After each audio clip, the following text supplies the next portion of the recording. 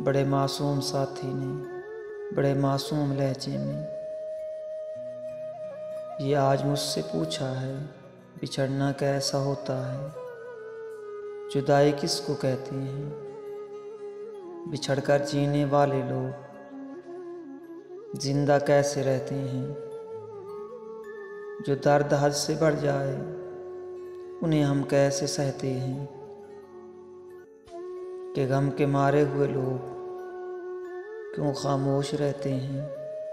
मैं उसकी सारी बातों पर फ़कत इतना ही कह पाई, जो दर्द दिल में रखते हैं घड़ी भर वो नहीं सोते। अकेले में सिसकते हैं, बज़ाहिर वो नहीं रोते। बराबर सांस लेते हैं मगर जिंदा नहीं होते।